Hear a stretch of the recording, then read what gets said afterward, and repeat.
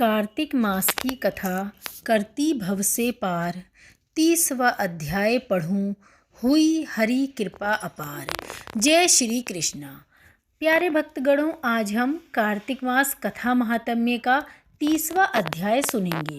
सत्यभामा से श्री हरि बोले, हे प्रिय, नारद जी के यह वचन सुनकर महाराजा पृथु बहुत ही आश्चर्यचकित हुए।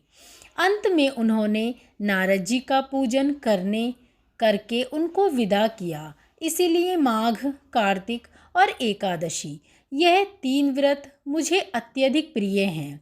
वनस्पतियों में तुलसी, महीनों में कार्तिक, तिथियों में एकादशी और क्षेत्रों में प्रयाग मुझे बहुत प्रिय है। जो मनुष्य इंद्रियों पर विजय प्राप्त कर इनका सेवन करता है, वह मुझे यज्ञ करने वाले मनुष्यों से भी अधिक प्रिय है। जो मनुष्य विधि पूर्वक इनकी सेवा करते हैं, मेरी कृपा से उन्हें समस्त पापों से छुटकारा मिल जाता है। भगवान श्री कृष्ण के वचन सुनकर सत्यभामा ने कहा, हे प्रभु, आपने बहुत ही अद्भुत बात कही है कि दूसरे के लिए पुण्य के फल से कलह की मुक्ति हो गई। यह प्रभावशाली कार्तिक मास आपको अधिक प्रिय है, जिससे पतिद्रोह का पाप केवल स्नान के पुण्य से ही नष्ट हो गया।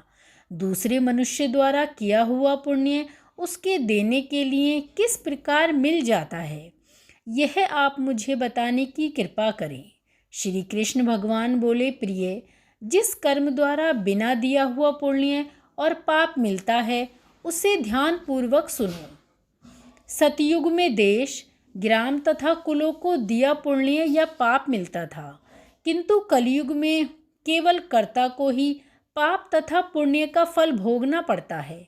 संसर्ग न करने पर भी वह व्यवस्था की गई है और संसर्ग के पाप व पुण्य दूसरों को मिलते हैं, उसकी व्यवस्था भी सुनो। पढ़ाना, यज्ञ कराना और एक साथ भोजन करने से पाप पुण्य का आधा फल मिलता है। एक आसन पर बैठने तथा सवारी पर चढ़ने से, श्वास के आने जाने से पुण्य व पाप का चौथा भाग जीव मात्र को मिलता है। छूने से, भोजन करने से और दूसरे की स्तुति करने से पुण्य और पाप का 6वां भाग मिलता है। दूसरे की निंदा, चुगली और धिक्कार करने से उसका 7वां भाग मिलता है। पुण्य करने वाले मनुष्यों की जो कोई सेवा करता है, वह सेवा का भाग लेता है और अपना पुण्य उसे देता है।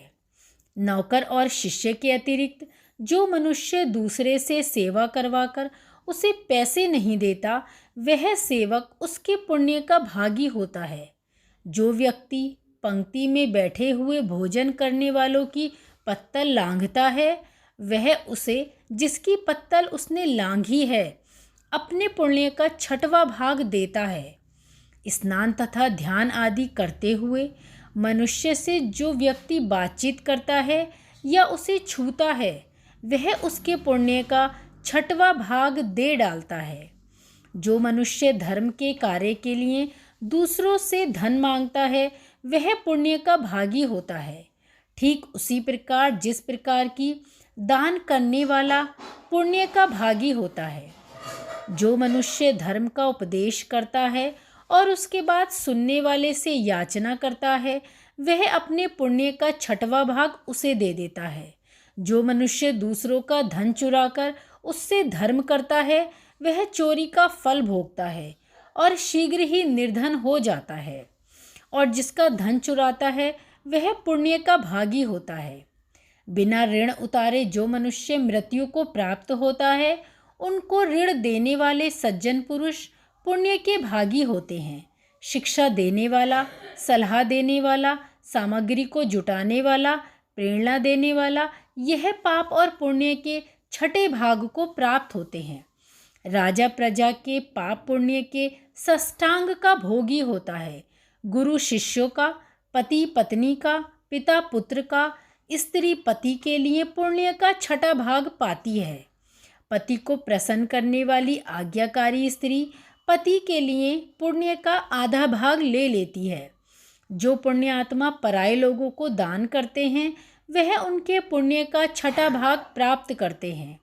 जीविका देने वाला मनुष्य जीविका ग्रहण करने वाले मनुष्य के पुण्य के छठे भाग को प्राप्त करता है।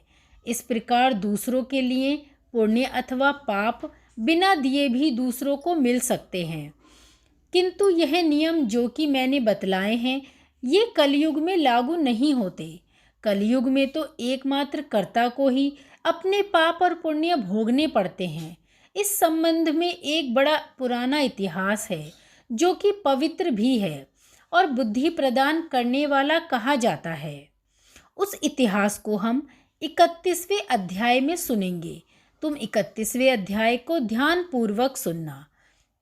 जय श्री हरि। तो भक्तों, ये हमने 30वां अध्याय श्रवण किया। आगे का जो श्री कृष्ण ने इतिहास बताया है उसे हम अगले अध्याय यानी कि 31वें अध्याय में सुनेंगे। जय श्री हरि।